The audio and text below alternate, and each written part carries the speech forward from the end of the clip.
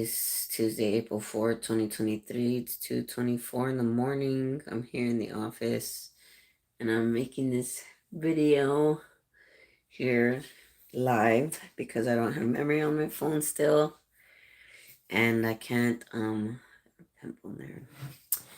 And I can't record videos on my phone without doing it live because shorts are too short and I don't have memory on my phone. So anyways, I wanted to talk about something in particular right now. Uh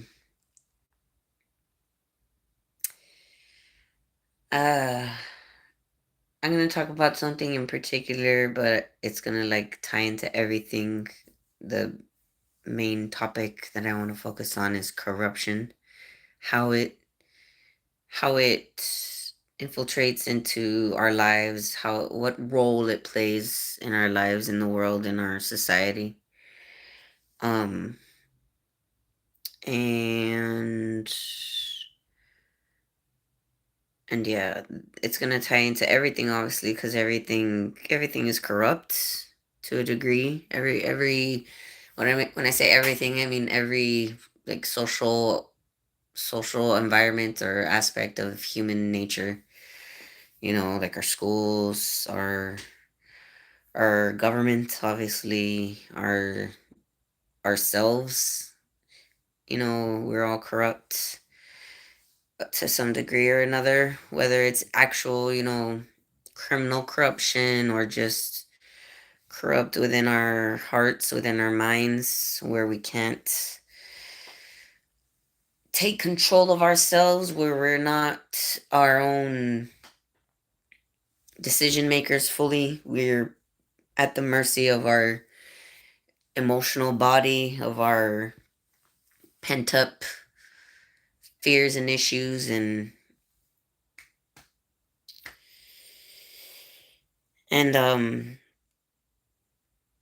so yeah, we're all corrupt. Basically, that's how it plays into everything. And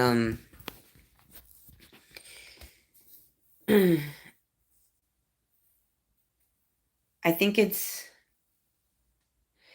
when it comes to government, like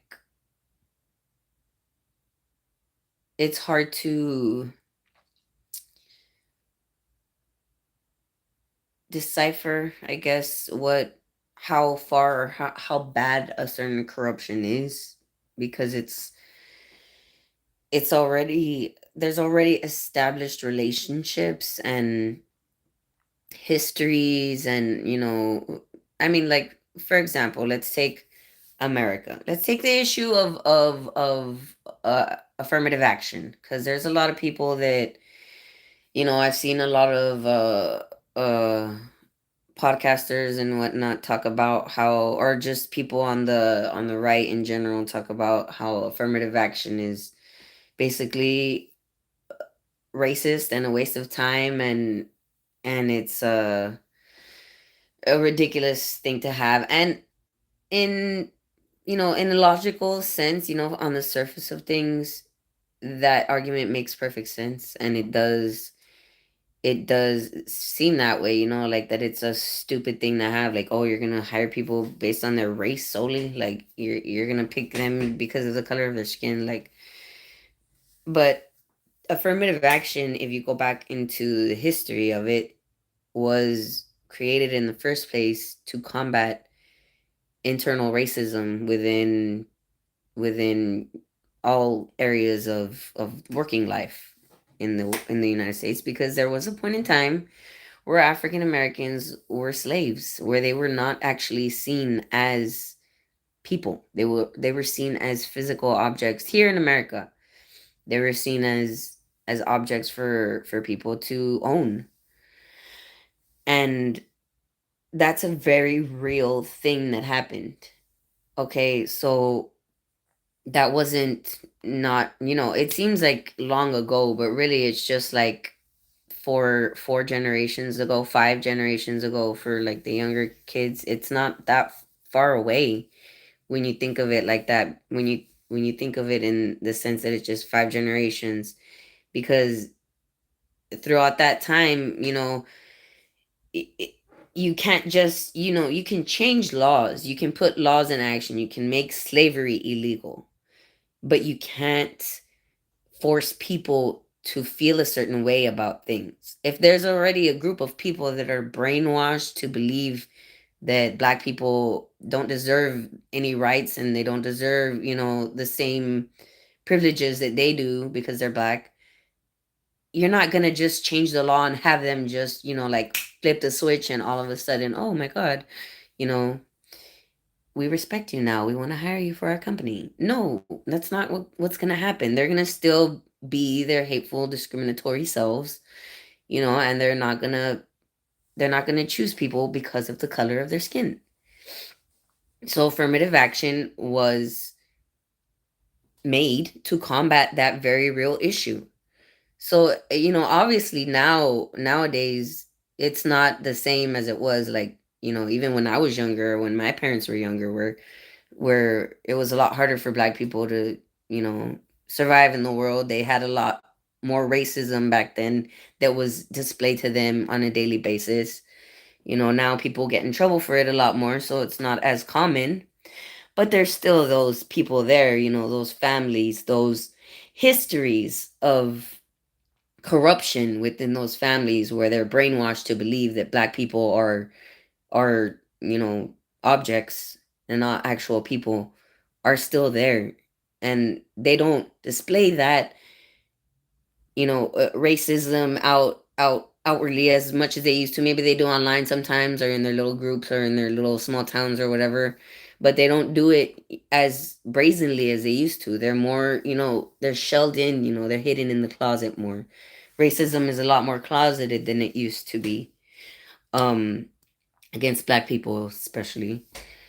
um but on the flip side, now it's coming to where it's reversing, and white people are being, discriminated against and being talked down to and stuff. And maybe they don't have it, that it's not nearly as bad as it was for black people. You can't compare the two at all, but it doesn't make it right, and it doesn't mean that we're going in the right direction when, we're having black people yelling at white people and calling them shit, or whatever racist stuff they're saying because they don't like the color of their skin. Like, it's still racism. And racism is in every culture. Like, every culture has their group of racists, or they're racist towards other people to a degree, where they're critical or they say things or whatever. But real racism is,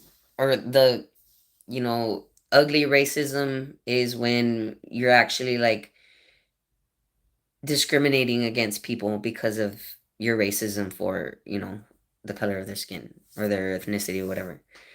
So it's still like there's still a certain type of racism that we need to combat, is what I'm getting at. It's still there. Um and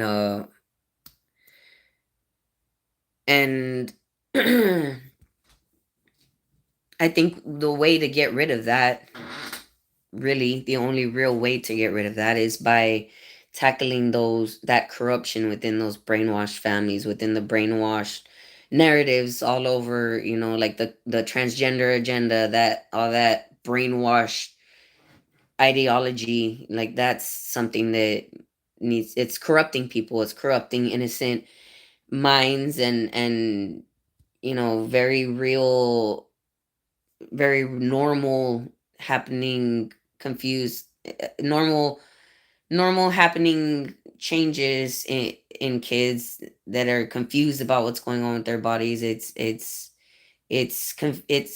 corrupting them into thinking that confusion is something else. It's something that they can be medically fixed with, and they're, pumping that ideology into kids, and kids are going and getting on hormone drugs. We're allowing this to happen. We're allowing kids to be pumped with hormone drugs. Like, Do you know how crazy that is? Like that's insane. And to have surgeries, like to cut their tits off and to cut their their D off, to cut parts of themselves and mold them, and it's just none of this is long term really studied in a positive way. The only long term study that has been done showed that it was a very negative thing overall to do this, and they actually said in the study that they have a higher suicidality rate after they transition. So, it's not good overall, but yet we're allowing this to happen. This corruption is going on, and it's not, you know, stopping because people are just all in their own corruptions of their own dilemmas and dramas and issues and traumas that they have within themselves, and they just focus on that. And when they're trying to, talk to people about the issues of the social corruption and the social issues that they're seeing, instead of, really connecting and talking about that, their whole, inner turmoil gets in the mix of everything, and their issues come into play with the arguments, and that's how we all just start bickering and nothing ever, happens. And I'm guilty of that too. I mean, I'm not, you know, I'm not immune to that. I'm not better than that. I succumb to that as well because, like I said, I have my issues still. Like, I have my anger problems. Like, I succumb to that a lot. And I hate that, I hate that I do that, but yeah, you can't help it. That's just something that it's something that we do. It's something that we have to that we have to deal with. So the only way to deal with it is, again, to tackle that corruption, that brainwashing, obviously within our own selves, that healing that corruption, that turmoil within us that corrupts us is through the path of healing, when you're actually trying to delve into yourself and figure out what's wrong with you and everything. That's the only way that you're going to be able to overcome that corruption. And I haven't yet fully done that. I'm not going to lie and say I have, but I believe and I feel that I will one day, and then I'm getting closer than I used to be a few years ago. But as far as taking care of the corruption in the social realm, like in families and stuff, like the only way to do that is to tackle that directly, basically, that racism within those families, and go there to the, whatever, basically whatever entities are out there that are perpetuating this racism and this, or these, corrupt people in office, like the politicians and stuff. The only way to combat that is to actually go directly and, tackle each one, each individual, each person. And it seems like it's, an impossible task, and it seems like it's something that can never be done, but I don't believe that.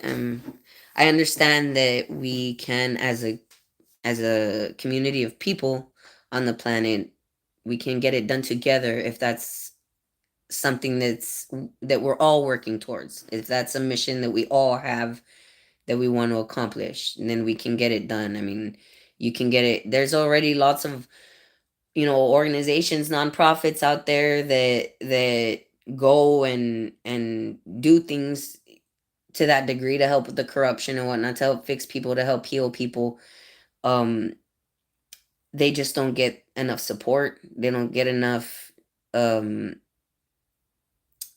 enough support in every endeavor, in the financial sense, and, in the volunteer sense, in the, or just overall, like, word of mouth sense. It's hard, but there are a lot of nonprofits doing that, and if they got the support and they got the, financial stability that they need to really go full forward in their missions, then all of those things, targeting each person, would just happen because people would be on their mission already doing it, and you wouldn't need to, figure it out anymore.